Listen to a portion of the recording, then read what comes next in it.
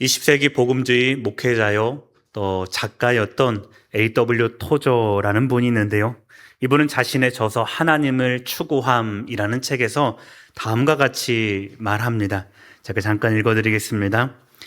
피아노 100대로 피아노 콘서트를 연다고 가정해보라. 모든 피아노는 서로 조화를 이루어야 한다. 두 번째 피아노의 음을 첫 번째 피아노에 맞추고, 세 번째 피아노는 두 번째 피아노에 맞추고, 네 번째 피아노는 세 번째 피아노에 맞추는 등 100대의 피아노가 모두 조화롭게 음을 맞출 때까지 이 작업을 계속한다고 해도 불일치와 불협화음은 사라지지 않을 것이다. 하지만 각 피아노의 음을 동일한 소리급수에 맞춘다면 결과는 완전히 달라질 것이다. 그러면 모든 피아노의 음이 완벽하게 조화와 일치를 이룰 것이다. 어떤 이야기인지 감이 오시죠? 그러면서 토저가 이렇게 덧붙입니다. 우리 화면을 보면서 같이 한번 읽어봅니다. 그리스도의 몸도 마찬가지이다. 신자들이 서로에게 맞추려고 한다면 그 결과는 불협화음일 것이다. 하지만 각 성도가 자신을 예수 그리스도와 하나 되도록 한다면 그리스도의 몸 안에서 영광스러운 결과가 도출될 것이다. 저는 이 말이 율법을 설명할 수 있는 가장 좋은 말 중에 하나이다라고 생각합니다. 많은 사람들이 율법을 생각하면 우리 삶에서 지켜야 될 어떤 규칙, 그리고 우리가 따라 살아야 하는 우리 행동을 제한하는 명령 정도의 이미지로 떠오르곤 합니다. 그래서 때로는 율법을 부담스럽게 여기는 분들도 있고요. 때로는 율법이 우리의 자유를 억압해서 통제하는 어떤 규칙 정도로 여기고는 합니다. 그러나 성경에 말하는 율법은 단순히 사람의 삶을 통제하기 위한 어떤 수단이 아닙니다. 하나님께서 당신 백성들의 삶을 가장 바른 방향으로 잡아서 이끌어내기 위한 생명의 말씀이죠. 다시 말해서 율법의 중심은 서로를 바라보게 하면서 우리 가운데 어떤 규칙을 세워가는 데 있는 것이 아니라 우리의 삶을 들어서 하나님 말씀이 기준이 되어서 하나님을 따라 살아가게 하는데 그 목적과 그 중심이 있다 하겠습니다. 마치 하나의 소리급소에 우리 모두가 공통적으로 맞춰 갈 때에 아름다운 조화를 이룰 수 있듯이 율법이라는 하나님의 명령과 말씀을 기준으로 우리가 살아낼 때에 하나님이 주시는 질서와 평안 그리고 그 생명을 비로소 우리가 가장 합당하게 누릴 수 있게 되는 믿음의 통로요, 생명의 통로이다라고 우리가 율법을 정의해 볼 수 있을 것입니다. 그러면 사랑하는 성도님들, 오늘 살아가는 우리들에게 율법은 어떤 의미로 다가와야 합니까? 우리는 시내산에서 율법을 받았던 이스라엘 백성이 결코 될 수 없습니다. 우리는 이스라엘도 아니고 우리에게 율법은 그들에게처럼 똑같은 의미는 아닐 것입니다. 그러나 하나님께서 당신의 뜻을 드러내시고 마치 소리 굽새처럼 당신의 말씀을 기준이 되어서 살아가게 하신 그 말씀의 기준을 우리들 손에도 여전히 들려주셨습니다. 그것이 무엇입니까? 성경의 말씀입니다.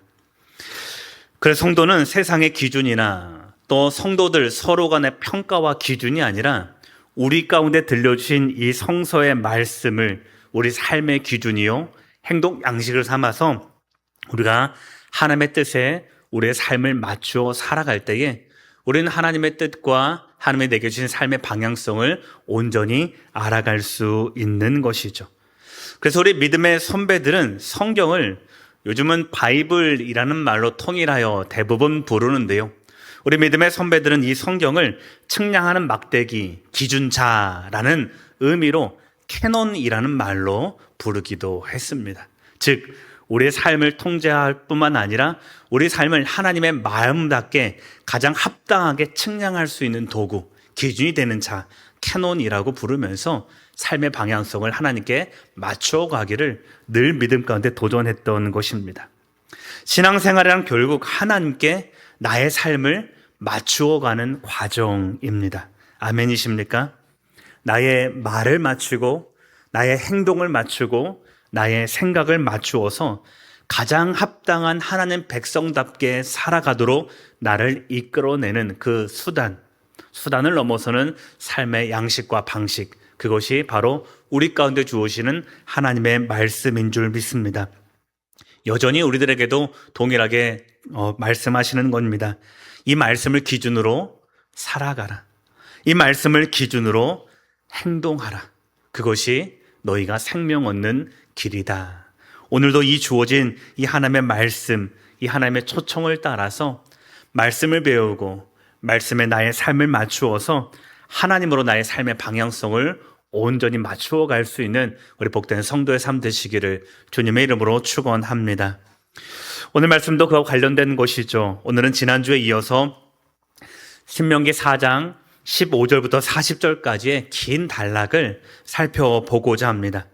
지난주 말씀 기억하십니까? 모세는 자신의 설교, 첫 번째 설교 단락을 마무리하면서 율법이 무엇인지 이제 두 번째 설교에서 율법에 대해서 세세하게 나오는데 그 전에 율법에 대한 것을 6가지 차원으로 설명하고자 그의 첫 번째 설교를 마무리하고자 합니다.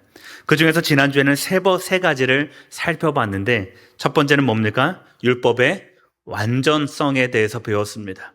율법, 하나님의 주신 생명을 얻는 데는 율법을 그 자체로 어떻게 해요?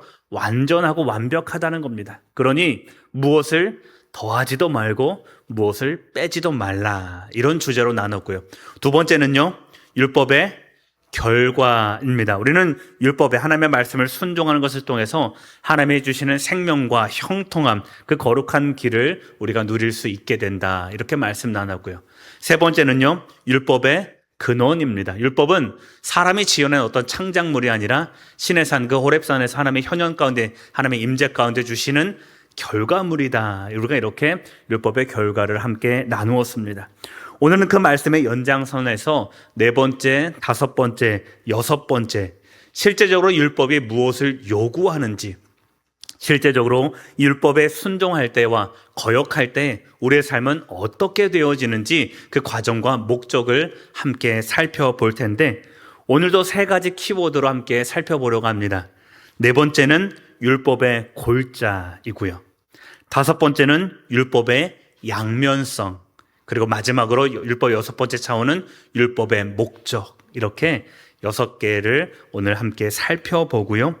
하나님이 왜 그 말씀을 지금도 우리에게 지키라 하시는지 그 명령과 법도의 목적을 함께 나누고 공유하는 시간이 되었으면 좋겠습니다. 이제 차례로 살펴보고자 합니다. 오늘 마주하는 율법의 네 번째 차원은 율법의 골자입니다. 여러분, 골자라는 말 아십니까? 뭐예요? 뼈대가 되는 가장 중요한 핵심을 이야기하는데요.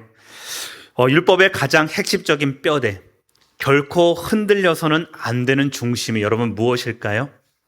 결론을 먼저 한마디로 말씀드리면 이것입니다. 하나님과 맺은 언약을 거룩하게 지키라. 한번 따라해 볼까요? 하나님과 맺은 언약을 거룩하게 지키라. 이것이 율법의 골자, 율법이 말하는 내용입니다. 15절과 16절 말씀 함께 읽어보겠습니다.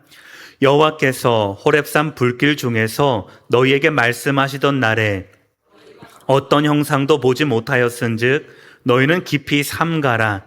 그리하여 스스로 부패하여 자기를 위해 어떤 형상대로든지 우상을 새겨 만들지 말라. 남자의 형상이든지 여자의 형상이든지. 아멘.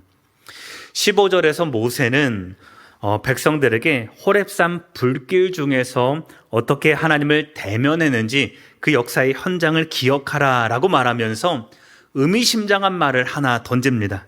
너희가 어떤 형상도 보지 못하였은즉 어떻게 해요? 너희는 깊이 삼가라 합니다. 여러분, 뭘 삼가라는 거예요? 그것이 16절 이하에 계속 이어지는 말씀인데 우상 만드는 것을 삼가라 하는 것입니다.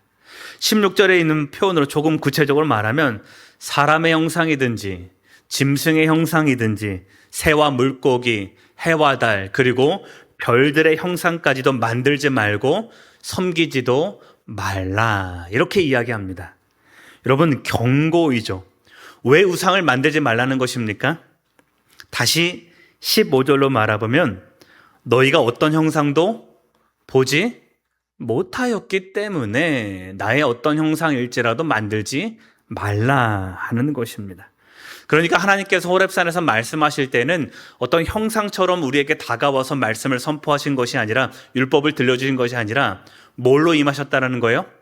말씀으로 임하셨다는 거예요. 보이지 않는 말씀으로 임하였는데, 즉 음성은 들었지만 이 백성은 하나님의 형상을 볼 수는 없었습니다. 하나님이 일부러 그렇게 하셨다라는 거예요. 여러분 한번 생각을 해보십시오. 하나님이 왜 이스라엘 백성들에게 나타나실 때 짠하고 어떤 형상처럼 이렇게 나타났으면 참 좋을 텐데 왜 그렇게 하지 않고 음성으로만 임하셨을까요? 왜 그랬을까요? 우리 인간의 특징 때문에 그래요. 우리 인간은요, 눈에 보이는 어떤 형상이 만들어지는 순간 그것을 소유하고 싶고, 또한 그것을 소유하는 것을 넘어서 내 마음대로 그것을 조종하려는 마음도 있기 때문이다라는 거예요. 여러분, 견물생심이라는 말 여기서 써도 되는지는 잘 모르겠지만요, 어떤 형상들이 생기면 그것이 귀하다고 여겨지면 내 것으로 여기고 싶은 마음이 아마 우리들의 마음일 것입니다. 물론 하나님의 형상을 처음에 새겼을 때는 좋은 마음이었을 거예요. 더 잘 기억해보고 싶은 마음으로 형상도 만들고 또 하나님의 어떤 것이다라고 거기에 목적도 두었겠지만, 차츰 세월이 지나면 어떻게 해요? 이것이 주객이 전도가 되어서 자신이 만든 형상을 마치 누구처럼요? 하나님 자체로 여기고 하나님처럼 그것들을 경배하면서 예배하게 될 거라는 사실을 하나님이 아셨기 때문에 이들에게 어떤 형상으로 다가선 것이 아니라 말씀만으로 다가섰죠. 이스라엘의 그런 어리석은 현장이 출애굽기 32장에 금송아지 사건 가운데 그대로 드러나는 것 아니겠습니까? 모세는 이들의 조상들 출애굽 1세대가 어떤 일들을 겪었는지 이미 알았기 때문에 출애굽 2세대에는 다시 한번 강조하여 경고하는 것입니다. 그 경고가 23절과 24절입니다. 함께 읽어보겠습니다. 너희는 스스로 삼가 너희 하나님 여호와께서 너희와 세우신 언약을 잊지 말고 내 하나님 여호와께서 금하신 어떤 형상의 우상도 조각하지 말라. 내 하나님 여호와는 소멸하는 불이요 질투하시는 하나님이시니라. 아멘. 23절 말씀을 자세히 보십시오. 모세는 어떤 형상의 우상도 조각하지 말라라는 말보다 뭐를 앞세웁니까? 너희와 세우신 언약을 잊지 말라라는 경고를 먼저 합니다. 순서가 중요합니다. 언약을 잊어버리는 것이 먼저이고, 언약을 잊어버리기 때문에 뭘 만든다는 거예요? 우상을 세운다는 거예요. 그리고 종국에는 소멸하는 불이요 질투하시는 하나님의 심판 아래에 이들이 놓이게 된다라는 겁니다. 우리는 여기서 중요한 사실을 하나 발견해야 됩니다. 우상 숭배의 본질은 뭐라는 겁니까? 어떤 형상을 만드는 자체, 여러분 그거는 결과라는 거예요. 본질은 뭐라는 거예요? 하나님을 잊어버린 데 있다라는 거예요. 너희와 언약을 맺으신 그 하나님이 누구이신지 잊어버리고, 너희와 너희를 이 땅 가운데 불러내신 그 하나님이 누구이신지를 잊어버린 결과가 우상을 만들고 우상을 섬기는 우상 숭배의 현실로 왔다라는 것입니다. 여러분, 그래서 모세는 진단하는 겁니다. 우상 숭배라는 것은 단순히 이들이 종교 생활을 하다가 어쩌다가 일어나는 실수가 아니라 뭐라고요? 하나님을 잃어버린 이 영적 현상이 밖으로 발현되는 결과가 뭐라는 겁니까? 우상 숭배라는 것입니다. 하나님을 그 마음속에서 빼앗겨버리고 잃어버렸으니 하나님을 대신할 만한 어떤 형상, 내가 의지할 만한 어떤 것을 찾게 되었고, 눈에 보이는 선명한 것을 보기를 원했고, 그것 때문에 결국 나타나는 것이 우상 숭배라는 것입니다. 이스라엘 백성들이 그동안 그들의 역사 가운데 우상 숭배를 하게 된 패턴도 마찬가지로 똑같습니다. 백성들이 하나님의 법을 잃어버립니다.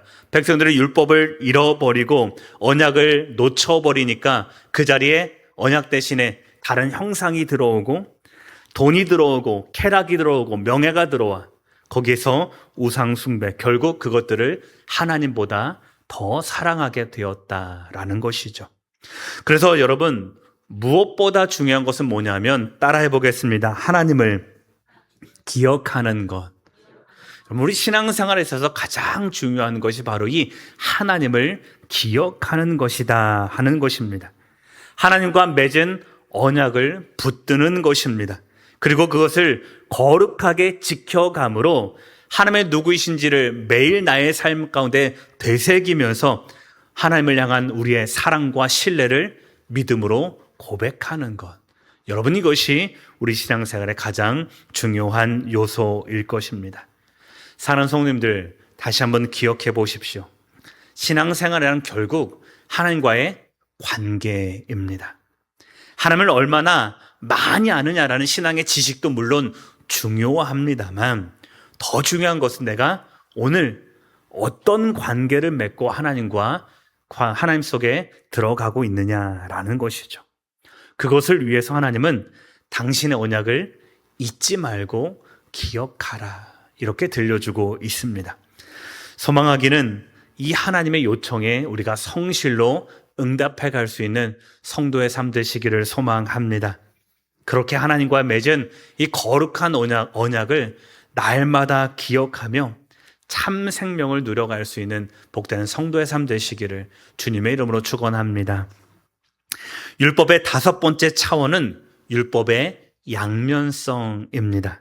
여러분, 양면성이란 뭡니까? 하나의 사실을 두고 두 가지 방향성을 나타낸다라는 것이죠.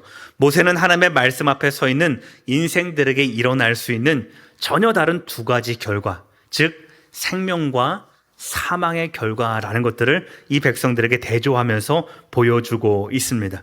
먼저 모세는 언약을 깨뜨렸을 때 마주하게 될 참혹한 저주의 길을 경고합니다. 오늘 말씀 25절과 26절입니다. 함께 읽습니다. 내가 그 땅에서 아들을 낳고 손자를 얻으며 오래 살 때에 만일 스스로 부패하여 무슨 형상의 우상이든지 조각하여 내 하나님 여호와 앞에 악을 행함으로 그의 노를 일으키면 내가 오늘 천지를 불러 증거를 삼노니 너희가 요단을 건너가서 얻는 땅에서 속히 망할 것이라. 너희가 거기서 너희의 날이 길지 못하고 전멸될 것이니라. 아멘. 자, 시점은요, 모세가 바라보는 시점은 40년 이 생활, 여기에 머무는 것이 아니라 가나안 땅에서 들어가서의 일들을 이제 모세는 바라보고 예견하며 이야기합니다. 그런데요, 말씀 하나하나가 참 무서운 말씀이에요. 언제 위기가 찾아온다는 겁니까? 이스라엘의 가나안 땅에 들어가서 정착하고 대를 이어서 평안한 삶을 살아갈 때에 그 오랜 뒤에 위기가 찾아올 것이다 하는 것입니다. 삶이 안정됩니다. 익숙해지자 뭐가 찾아옵니까? 영적인 망각이 이제 이들을 찾아옵니다. 하나님을 잊어버리고 하나님을 손에서 놓아버리고 눈에 보이는 가나안 땅의 우상들의 자신의 삶을 맞추어가기 시작한다는 겁니다. 그 결과가 뭡니까? 저주와 심판이다라는 거예요. 하나님이 약속하신 그 땅을 차지하게 될 것이지만 너희가 그 중심에서 하나님을 잃어버리면 결과가 뭐라는 겁니까? 속히 망하고 전멸당하여 여러 민족에게로 흩어지게 된다. 여러분, 실제로 이스라엘 백성들이 훗날 아수르에게 멸망하고 바벨론에게 포로로 사로잡혀가 이들이 여러 민족 속으로 흩어져 살아가게 되는 여러분 이들의 나라의 종말을 결국은 맞이하게 된다. 모세의 이 경고가 실제 역사의 현실로 다가오게 되는 것이죠. 여러분, 그러나 모세는 저주로 끝내는 것이 아니라 생명의 길도 함께 제시하고 있습니다. 심판만 말하는 것이 아니라 동시에 회복의 길도 선포하는데요. 29절과 30절 같이 한번 읽어보겠습니다. 그러나 내가 거기서 내 하나님 여호와를 찾게 되리니 만일 마음을 다하고 뜻을 다하여 그를 찾으면 만나리라. 이 모든 일이 내게 임하여 환난을 당하다가 끝날에 내가 내 하나님 여호와께로 돌아와서 그의 말씀을 청종하리니. 아멘. 그러면 이것입니다. 하나님을 떠나면 뭐가 임해옵니까? 심판이 임해옵니다. 그러나 다시 한번 하나님께로 돌이키면 뭐가 임해온다는 거예요? 회복하는 하나님의 역사가 이들 위에 덮여온다라는 거죠. 하나님을 버리면 저주의 길이지만 하나님을 찾으면 생명의 길이 열립니다. 이것이 율법이 말하는 양면성이라는 것이죠. 하나님의 법을 믿고 따르는 자에게는 하나님의 형통한 길이, 그러나 하나님을 거역하는 자에게는 심판과 저주의 길, 이 양면성이 임해온다라는 것입니다. 그런데 중요한 것이 하나 있습니다. 하나님은 이렇게 생명과 저주의 길을 선포하는 이유를 우리가 분명히 알아야 하는데요. 그 이유가 31절에 나옵니다. 우리 31절 말씀도 함께 읽어보겠습니다. 내 하나님 여호와는 자비하신 하나님이시라. 그가 너를 버리지 아니하시며 너를 멸하지 아니하시며 조상들에게 맹세하실 언약을 잊지 아니하시니라. 아멘. 뭐라는 거예요? 이들을 심판하신 이유가 뭐라는 거예요? 언약을 잊지 아니하시는 하나님이 결국은 이들을 생명의 길로 이끌어내시기 위해서, 즉 심판하신 이유도 뭐라는 거예요? 생명을 주시기 위함이라는 거예요. 생명의 길을 주시는 이유도 이들을 사랑하시기 때문이고, 심판하신 이유도 이들을 멸하거나 제거하기 위해서가 아니라 다시 한번 하나님의 백성으로 돌이켜 이들에게 참 생명, 하나님의 사랑과 자비 안에 거하게 하시기 위해서 하나님은 심판도 주시고 저주의 길도 허락해 주신다라는 이 사실을 성도의 삶의 중심 가운데 붙잡고 하나님의 말씀 가운데 다가서는 우리 모두가 되기를 소망합니다. 그러니 이 땅을 살아가는 우리가 선택해야 될 길은 딱 하나입니다. 무엇입니까? 이 하나님의 은혜 말씀 안에 우리가 천착하여 살아가는 것입니다. 무엇이 하나님의 말씀인지 날마다 그 말씀 가운데 우리의 삶을 돌이키고, 무엇이 나를 향한 하나님의 은혜의 말씀인지 연구하고 깨닫고 묵상하여 그 생명의 길로 나의 모든 발걸음을 내어드리는 것. 여러분, 이것이 이 땅을 살아갈 하나님의 백성의 온전한 믿음이요 삶의 방향성인 줄 믿고 그 길을 따라 살아가는 우리 모든 성도가 되기를 소망합니다. 사랑하는 성도님들, 오늘 우리 땅을 살아가는 우리에게도 이 두 가지의 길이 열려 있습니다. 하나는 생명의 길이고 하나는 사망의 길입니다. 하나는 말씀을 따라 살아가는 길이고 하나는 말씀을 거역하여 내 마음대로 살아가는 길입니다. 하나는 하나님을 의지하는 길이고 다른 하나는 세상을 의지하는 길입니다. 그 결과 하나는 생명으로 걸어가게 될 것이고 다른 하나는 하나님이 아닌 다른 길로 걸어가고 열매 맺어 갈 것입니다. 사랑하는 성도님들, 어느 길을 걸어가시겠습니까? 소망하기는 이 하나님의 법을 오늘 우리의 생명으로 깨달아 언제나 묵묵히 하나님 말씀하신 이 법의 길로, 법의 길을 선택하여 신실하게 그 하나님을 붙잡고 따라 살아갈 수 있는 우리 성도의 삶 되시기를 소망합니다. 그리하여 하나님 주신 생명과 참 은혜의 길을 오늘도 걸어가 그 안에서 만족감을 누려갈 수 있는 여러분의 삶 되시기를 주님의 이름으로 축원합니다. 마지막으로 율법의 6번째 차원은 율법의 목적입니다. 하나님이 왜 이스라엘 백성들 가운데 율법을 주셨느냐를 모세가 대략적으로 설명하는데 그것이 오늘 우리가 함께 읽었던 본문입니다. 그 마지막 39절과 40절 말씀 우리가 다시 한번 읽어보겠습니다. 그런즉 너는 오늘 위로 하늘에나 아래로 땅에 오직 여호와는 하나님이시요 없는 줄을 알아 명심하고 오늘 내가 내게 명령하는 여호와의 규례와 명령을 지키라. 너와 내 후손이 복을 받아 내 하나님 여호와께서 내게 주시는 땅에서 한없이 오래 살리라. 아멘. 모세는 자신의 설교를 마무리하면서 이제 하나님이 그 백성을 향한 진짜 마음을 어떻게 가지고 계시는지 그 하나님의 마음을 이제 공개하는 거예요. 여러분, 하나님의 마음이 어떻다는 겁니까? 백성을 향한 축복과 생명이 너희를 향한 하나님의 원래 뜻이다. 이렇게 모세가 정리하고 있습니다. 39절 말씀을 보면 하나님이 당신 백성에게 요구하는 것 두 가지를 알게 됩니다. 어떤 것입니까? 첫 번째는 오직 여호와가 하나님이 되셨다라는 그 사실을 어떻게 하라는 거예요? 명심하라는 거예요. 두 번째는요, 그분의 규례와 명령을 지키라 하는 것입니다. 철저한 하나님의 법에 대한 순종을 모세가 요구하고 있습니다. 여러분, 그런데요, 하나님이 하나님이 되시다는 걸 명심하는 것과 하나님의 법에 순종하는 것을 이게 두 가지로 떼어놓을 수 있는 것은 아닙니다. 여러분, 신앙의 대상을 아는 것과 그 신앙의 대상이 말씀하신 그 명령을 지키는 것은 사실 하나일 것입니다. 여러분, 이러는 거죠. 우리가 진심으로 하나님을 사랑하고 또한 그와 가까이 하길 원한다면 그가 하신 말씀에 우리 삶을 순종하게 되어 있는 거예요.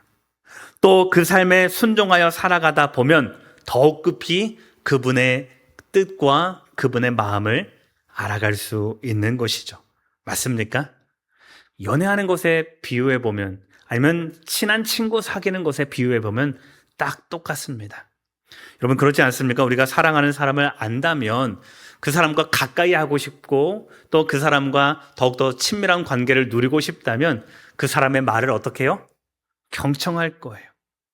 저가 무슨 말을 하는지, 저가 어떤 마음을 가지고 있는지, 저가 평소에 원하는 것은 무엇인지. 여러분, 사랑하게 되면 그것대로 해주고 싶은 것이 당연한 거 아니겠습니까? 맞습니까? 너무 사랑해 본 지 오래가 되셨나요? 여러분, 그런 것 같아요. 인간, 우리가 사람이라 연약한 마음이라서 나의 주장과 나의 판단이 불쑥불쑥 나오기는 하지만 대체적으로 사랑하는 사람이 원한다면 따라주고 싶은 것이 우리의 마음일 거예요. 똑같을 것입니다. 하나님 관계도 마찬가지라는 거죠. 우리가 하나님을 사랑한다면 하나님의 누구이신지 더욱더 깊이 알고 그것을 위해서 그의 말씀이 무엇인지, 그가 평소에 사랑하고 원하는 뜻이 무엇인지를 깊이 알아갈 것이고요. 그렇게 알아가다 보면 그가 누구인지를 더욱더 깊이 깨닫게 되는 것이 이 말씀의 선순환, 우리 생명의 울타리를 쳐지는 생명의 선순환이 된다라는 사실을 우리가 함께 깨달았기를 소망합니다. 그래서 모세는요, 이 설교의 마지막을 하나님 백성이 누리는 그 복이 무엇인지를 설명하는 것으로 마무리합니다. 너와 내 후손이 복을 받아 내 하나님 여호와께서 내게 주시는 땅에서 어떻게 해요? 한없이 오래 살리라. 하나님을 기억하고 하나님의 말씀에 순종하는 백성은 결국 하나님이 원하시는 대로 풍성한 복을 누리게 될 것이고요.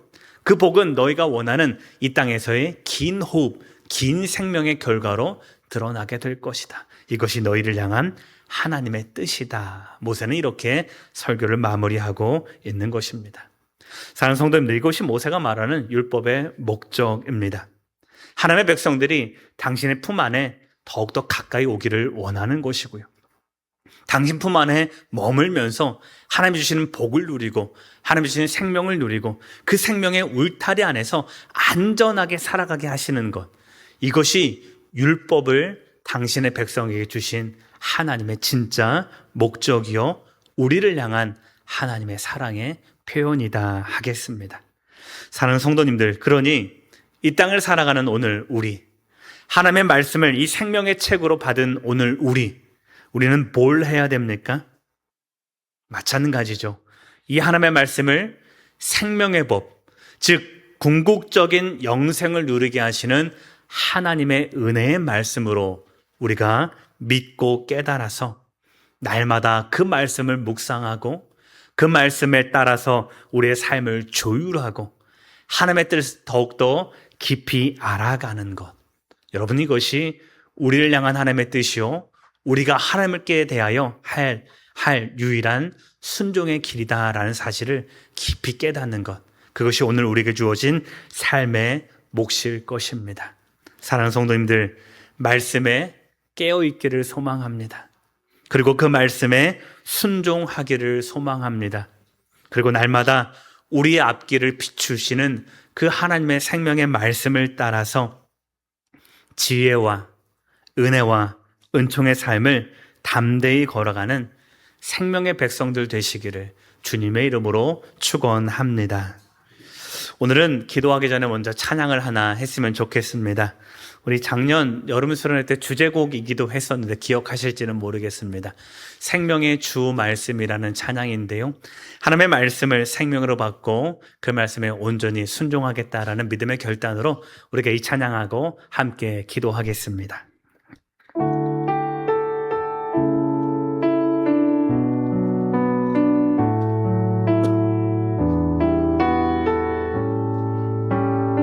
찬양합니다. 생명의 주 말씀. 생명의 주 말씀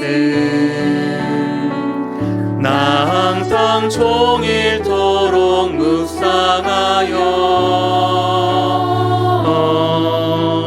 내 맘을 채우고 그 빛은 내 앞길 빛. 다시 한번 찬양합니다. 생명의 주 말씀. 생명의 주 말씀 나 항상 종일토록 묵상하여 내 맘을 채우고 그 빛은 내 앞길 빛. 주 말씀 내 발에 주 말씀 내 발에 등이요 내 길에 빛이 오니 주님의 양식으로 나 살겠네. 생명의 주 다시 한번 찬양합니다. 생명의 주 말씀. 생명의 주 말씀 나 항상 종일토록 묵상하여 내 맘을 채우고 그 빛은 내 앞길 빛. 생명의 주 말씀 나 항상 묵상하여 생명의 주 말씀 나 항상 종일토록 묵상하여 내 맘을 채우고 그 빛은 내 앞길 빛. 주 말씀 내 발에 등이요 내 길에 빛이 오니 주님의 양식으로 나 살겠네. 생명의 주 말씀. 생명의 주 말씀. 생명의 주 말씀. 우리 말씀 기억하시면서 함께 기도할 때에 하나님을 잊지 않고 끝까지 그 언약을 붙들어 살게 하옵소서. 날마다 이 생명의 길을 택하여 걸어가게 하시고 우리 대대로 하나님의 복과 생명을 누리는 인생 되도록 인도하여 주옵소서. 이 제목으로 함께 통성으로 기도하겠습니다. 사랑하는 주 하나님 아버지, 우리가 주 앞에 나아가 아버지의 말씀을 받고 오늘 우리가 이 땅을 살아갑니다. 아버지의 말씀이 우리 가운데 생명이 되시며 아버지의 언약의 말씀을 통하여 우리가 이 땅을 살아간다라는 사실을 우리가 오늘도 기억하며 그 생명 주시는 말씀 안에 우리가 거하기를 소망하오니 하나님 우리의 지혜를 깨우시고 우리의 중심을 붙들어 주셔서 이 말씀 가운데 온전히 붙들고 살아갈 수 있는 주의 성도들 될 수 있도록 인도하여 주시옵소서.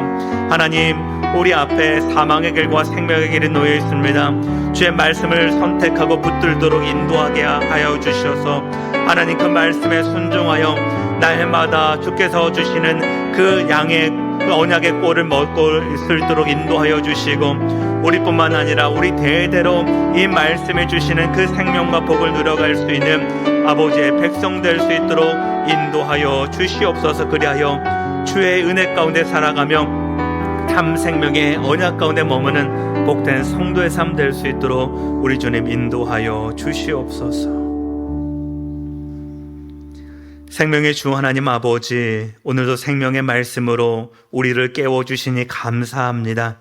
그 말씀에 날마다 깨어있게 하시고 그래야 우리가 하나님의 백성됨을 더욱더 깊이 알게 하시며 주께서 허락하신 그 언약을 끝까지 붙드는 생명의 믿음의 사람 될 수 있도록 인도하여 주시옵소서. 주님, 우리 앞에 놓여져 있는 이 생명의 말씀을 날마다 선택하여 걸어가게 하시고 그 말씀을 기쁨으로 따라갈 때에 순종과 은혜 열매를 맺어갈 수 있도록 인도하여 주시옵소서. 그렇게 그렇게 예비하신 하나님의 형통함을 누리게 하시고 우리뿐만 아니라 우리 자녀들이 당신의 풍성한 은혜와 사랑 안에서 참된 평안과 안식을 누리며 살아가는 주의 믿음의 백성이요 가정되도록 인도하여 주시옵소서. 감사하며 축복하며 존귀하신 예수님 이름으로 기도드립니다. 아멘.